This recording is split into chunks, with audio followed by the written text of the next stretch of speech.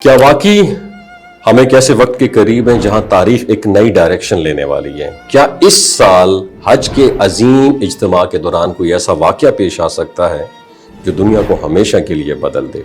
आजकल मैं अपनी बात नहीं कर रहा हूँ, मैं सोशल मीडिया की बात कर रहा हूँ, मुख्तलिफ वीडियोज़ की बात कर रहा हूँ, मुख्तलिफ सोशल जो हलके हैं, समाजी हलके, उनमें एक बहुत तेज़ी से बात एक वायरल हो रही है कि इस साल हज के मौका पर एक अजीम हस्ती के ज़हूर का इम्कान है और उनका नाम है इमाम महदी अलैहिस्सलाम। वो अजीम हस्ती जो ज़मीन को जुल्म और नाइंसाफ़ी से निकाल कर अदल और इंसाफ से भर देगी। लेकिन द क्वेश्चन इज़ दैट क्या ये महज अफवाहें हैं या इसके पीछे कोई हकीकत भी है?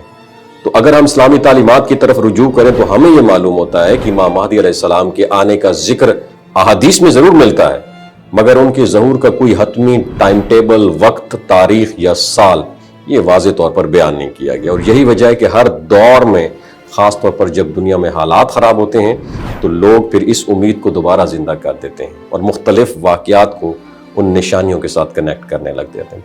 तो आज के हाल में जो आलमी हालात हैं उन पे एक दफ़ा गौर से नज़र डालें तो वाकई दुनिया एक गैर यकीनी कैफियत से गुजर रही है।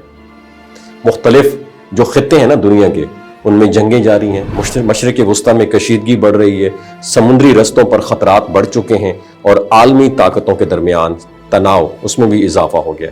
तो ऐसे हालात में लोगों का ये सोचना बिल्कुल एक फितरी अमल है। शायद हम किसी बड़ी तब्दीली के दहाने पर खड़े हैं। तो बाज़ लोग क्या करते हैं, हज के इज्तिमा को भी इसी के साथ कनेक्ट कर देते हैं। हज दुनिया का सबसे बड़ा मजहबी इज्तिमा है जहाँ लाखों मुसलमान एक जगह जमा होते हैं। और कुछ रिवायात में ये जिक्र ज़रूर मिलता है कि इमाम महदी अलैहिस्सलाम का जो ज़हूर है ना, वो मक्का के करीब होगा और लोग उनकी क्या करेंगे, बैत करेंगे। लेकिन ये तमाम बातें अमूमी हैं, इनका किसी खास साल या मौजूदा हालात के साथ डायरेक्टली कनेक्शन साबित तो नहीं किया जा सकता। इमाम महदी अलैहिस्सलाम की फौज के हवाले से भी बहुत सारी बातें की जाती हैं। उनकी फौज कहाँ से निकलेगी? खुरासान से, जो कहा यह जाता है ईरान का एक इलाका है, अफगानिस्तान का भी खैर उसमें इलाका कुछ शामिल हो चुका है, और कहा जाता है कि पाकिस्तान भी खुरासान में कुछ शामिल है, जो पुराना खुरासान था, लेकिन अब इस वक्त ईरान में खुरासान एक इलाके का नाम है। और ये जो फौज है ना, जो हक के साथ खड़ी होगी, जुल्म के खिलाफ लड़ेगी और दुनिया में क्या कायम करेगी, इंसाफ कायम करेगी।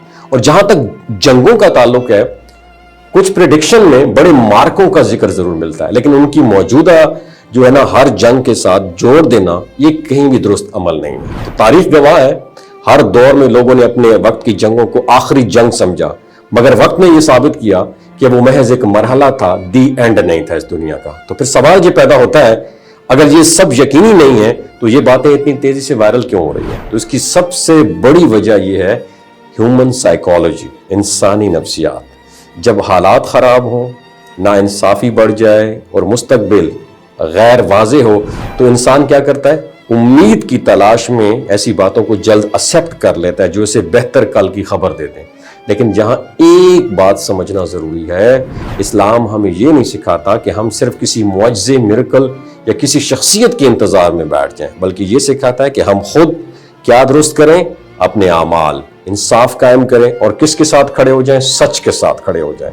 अगर वाकई कोई बड़ा वाक़या होने वाला है तो उसकी तैयारी भी आमाल, किरदार और ईमान से होगी, ना कि सिर्फ अफवाहों पर यकीन करने से। तो आखिर में यही कहा जा सकता है कि इमाम महदी अलैहिस्सलाम का अकीदा अपनी जगह कायम है, लेकिन उनके ज़हूर के वक्त के बारे में यकीन के साथ कुछ कहना it would be early to say. तो हमें चाहिए कि हम खबर को तहकीक के साथ देखें, जज्बात की बजाय अकल का इस्तेमाल करें और अपनी ज़िंदगी को बेहतर बनाने पर फोकस करें। क्योंकि असल सवाल ये नहीं है कि वो कब आएंगे, बल्कि ये है कि अगर वो आ जाएं तो क्या हम उनके साथ खड़े होने के काबिल होंगे। नीचे कमेंट सेक्शन में अपना एक्सपीरियंस ज़रूर शेयर कीजिएगा, ये वीडियो दूसरों के साथ शेयर कीजिएगा। अपना ख्याल रखिएगा। अल्लाह हाफ़िज़।